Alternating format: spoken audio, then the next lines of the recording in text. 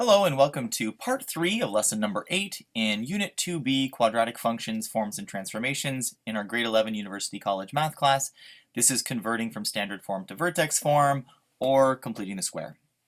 So in our first two parts we looked at why we might want to transition from standard form to vertex form. We went over the procedure at the heart of it, which is taking or creating a perfect square trinomial and then factoring it, keeping it balanced so that we can make the piece at the center of vertex form that bracketed binomial squared that is the signature of vertex form. And how do we get that from standard form? We get it by completing the square, creating a perfect square trinomial.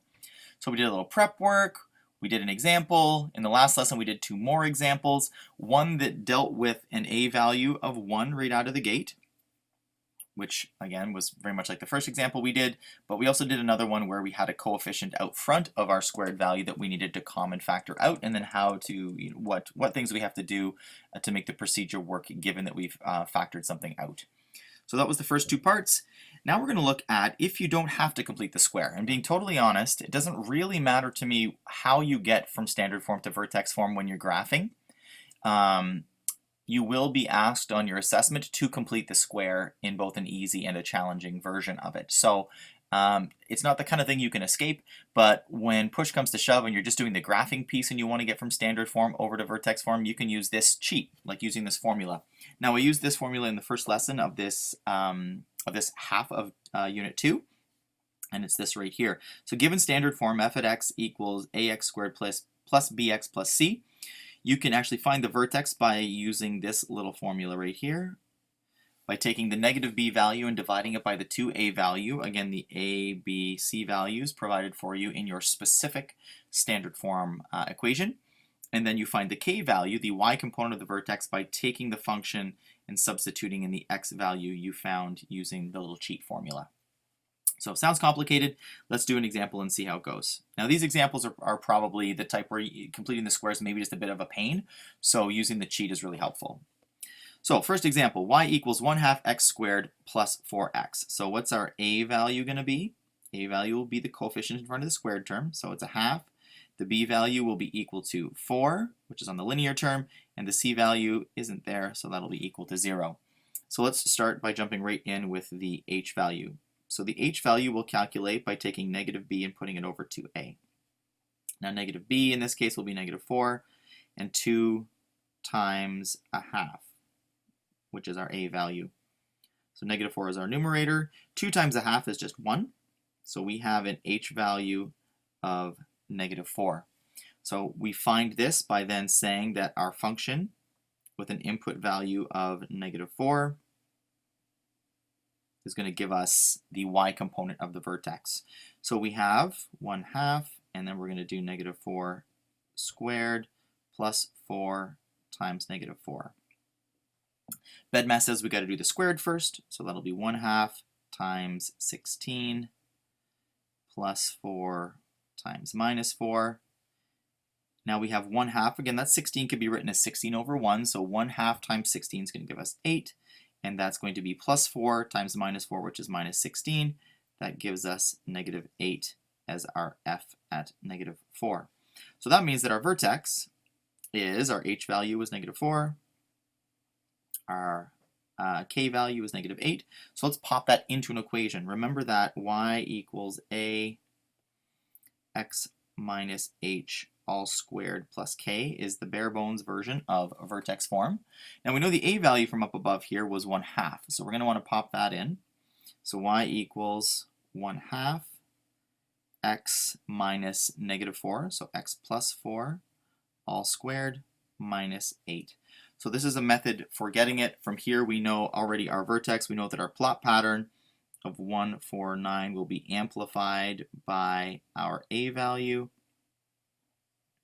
which would give us from the vertex out 1, up, as we can see from a positive a value. So out 1, up 1/2, out 2, up 2, and out 3, up 9/2, or 4.5. So that's how you would use the information you're given to start the graph. Let's work one more example. It's a little bit more complicated, but it's the same idea. It's just you got to be comfortable with like, squaring and working with fractions, which I know isn't everybody's cup of tea, but there you go. So here we have y equals negative 2x squared minus 3x plus 7. Our a value is equal to negative 2. Our b value is equal to negative 3. And our c value is equal to 7. So let's start with our formula for h. H equals negative b over 2a. Negative b in this case is minus minus 3, so that's a 3, and 2a is 2 times negative 2. So we have 3, I guess overall a negative 3/4. Again, I like to, the negative 4, which is in the denominator, you can either move it to the numerator or kind of just stick it all the way out front, and that was kind of my intention, it just didn't really get there. So like negative 3/4 for h.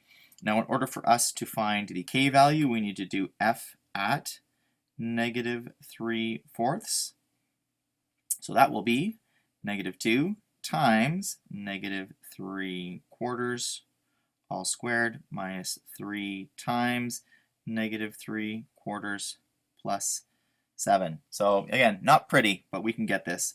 So like usual, we would do BEDMAS here first. We're going to do the exponents. So that will give us 9/16 minus, and just to save ourselves a step here, maybe we'll do this multiplication as well. It's a little bit out of order, but we'll just kind of make as efficient use as we can of the space here. So that will give us a positive 9/4, and there's our plus 7.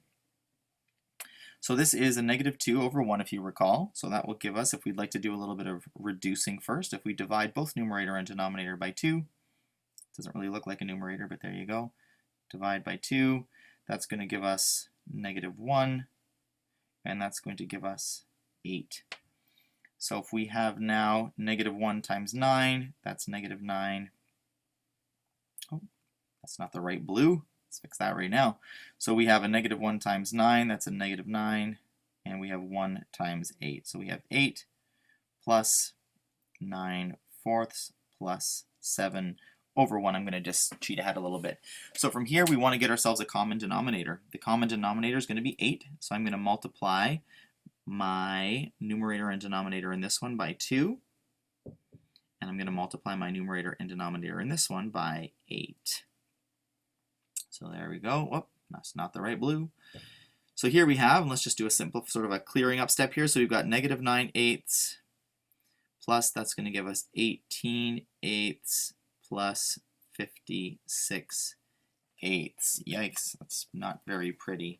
So now we're going to combine all these things together. We've got ourselves a negative 9 plus an 18 and plus a 56, and that's going to give us 65/8, which is not pretty at all, but it is what it is, I guess.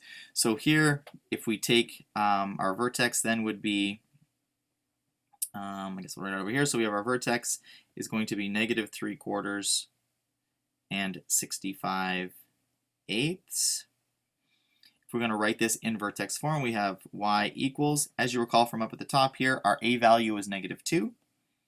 So negative 2 bracket x plus 3/4 all squared plus 65/8. Our plot pattern of 1, 4, 9 will be amplified by 2 because that's our a value. It's also a negative, so we will be opening down. So that will give us out 1 down 2, out 2 down 8, out 3 down 18 from that incredibly challenging negative 3/4 and 65/8 vertex. So there it is. That is how you use the formula to sort of cheat and sort of shortcut, although you couldn't tell from these questions, shortcut over to the vertex. Certainly much easier, especially the second example, than completing the square. Okay, so last thing we want to do to summarize here is consider when things are maximum or minimum. So we know that, let me just scooch this out of the way a little bit. So in our first example, you go over there. So in our first example, we have a parabola that's going to open up. We know this because we have a positive a value. So our, if you can imagine, it's going to look something like that. So because we have a parabola that's opening up, we have a minimum value. So it's asking us what is the minimum value and when does it occur. So the minimum value is the y component of the vertex. So the minimum value is -8. So min of -8 at, And again, our x component here looks like a positive 4 is a negative 4. So minimum of negative 8 at negative 4. In our second example, we have a parabola that with a negative a value is going to be opening down. So we can see that that is a negative value, and our parabola will open down. So it is going to have a maximum, a highest point. What is that maximum? So the maximum corresponds to the y component of the vertex, so the maximum of 65/8 at our input value, which was -3/4. So again, not pretty numbers, but not hard to sort of just figure out what's going on.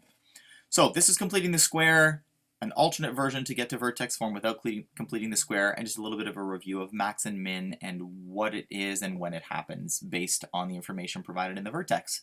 So there you go. Homework will be challenging for sure. As I said, refer to these two worked examples here from the top of the second page for assistance in remembering the procedure for completing the square. If you have troubles you can't get over, you can reach me at email or by email in class or as a part of our in-class video chat that's open every day. So that's it. Good luck with the homework, and we'll see you in lesson number 9.